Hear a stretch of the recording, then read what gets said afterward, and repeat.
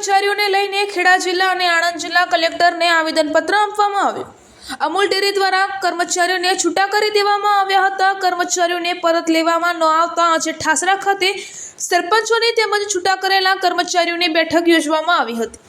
ખેડા જિલ્લાના ઠાસરા તાલુકામાં આવેલ ઠાસરામાં આજે મહાદેવ મંદિરમાં અમૂલ ડેરી દ્વારા 100 થી પણ વધુ કર્મચારીઓને છૂટા કરી દેવામાં આવતા સરપંચો તેમજ છૂટા કરાયેલા કર્મચારીઓની બેઠક યોજવામાં આવી હતી। સરપંચો દ્વારા ચીમકી ઉચ્ચારવામાં આવી હતી કે અમૂલે જે કર્મચારીઓને છૂટા કર્યા છે તે કર્મચારીઓને જો વહેલી તકે પાછા લેવામાં નહીં આવે તો આવનાર ચૂંટણીમાં તેનો મોટો પડઘો પડશે।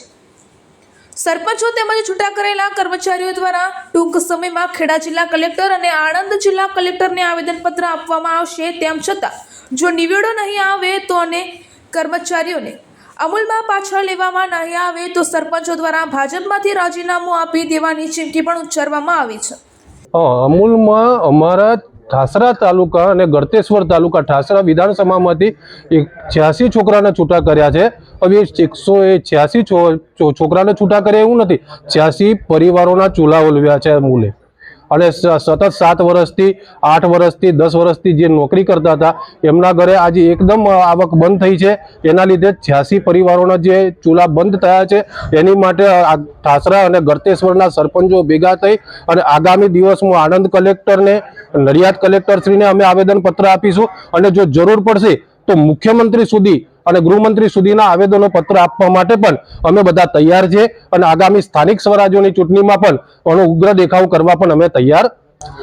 જે અમારા ઠાસરા અને ગળતેશ્વર તાલુકાના જે અમારા કર્મચારી જે છૂટા કર્યા છે, જે છોકરાઓ, એની સાથે આજની તારીખમાં અમે આજે ઠાસરા અને ગળતેશ્વર તાલુકાના તમામ સરપંચો ભેગા થયા છીએ એટલા માટે જ કે જો વહેલી તકે અને વહેલા સમયમાં જો આ લોકોને પાછા લેવામાં નહીં આવે તો આગામી સમયમાં અમારી એટલી તૈયારીઓ છે કે ઠાસરા તાલુકા અને ગળતેશ્વર તાલુકાના સરપંચો અને સભ્યો અને દૂધ મંડળીના ચેરમેનો સહિત ટૂંક સમયમાં અમે આણંદ ખાતે કલેક્ટર કચેરી તથા જો જરૂર પડશે તો નડિયાદ કચેરીએ પણ આવેદનપત્ર આપીશું અને એથી જો પણ નહીં થાય તો આગામી સમયમાં હવે સ્થાનિક ઇલેક્શનો આવવાની તૈયારી છે અને જો આ જો વહેલા તકે કરવામાં નહીં આવે, આ જો છોકરાઓને લેવામાં નહીં આવે તો અમે આગળની રણનીતિ બહુ મોટી પાયે સરપંચોએ કરી છે। હવે આગળની સરપંચોએ લીધી છે, ગામના સરપંચો જાગ્યા છે, કારણ કે આ 105 છોકરાઓ છે એ બહુ મોટી સંખ્યા કહેવાય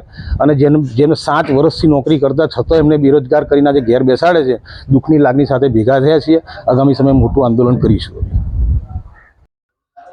જે અમૂલમાંથી અમારા ઠાસરા તાલુકાના 105 ભાઈઓને છૂટા કર્યા છે, બરાબર। તો અમૂલના જે બની બેઠેલા પદાધિકારીઓ છે એમને અમે એ જ કહેવા માગીએ છું કે આજે અમારા ટોટલી ઠાસરા તાલુકાના બધા સરપંચો ભેગા થયા છીએ, એ અમારા ભાઈઓની સાથે જ બધા છીએ અમે, બરાબર। કે વહેલામાં વહેલી તકે તમે અમારા જે કર્મચારીઓને છૂટા કર્યા છે અમારા ઠાસરા તાલુકામાંથી, બરાબર, એમને વહેલામાં વહેલી તકે તમે પાછા લઈ લો।